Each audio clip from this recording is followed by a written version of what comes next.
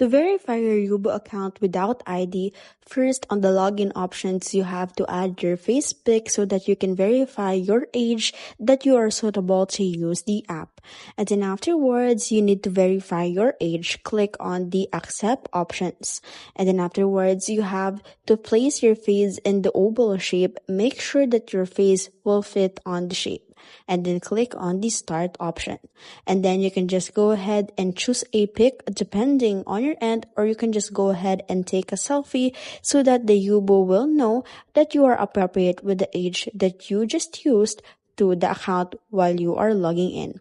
Afterwards, once you have already verified through selfie to age, you don't need to upload any IDs to verify your account. You can now go ahead and use Yubo in any forms that you have. Now, if you have already the IDs, you can go ahead and verify it fully.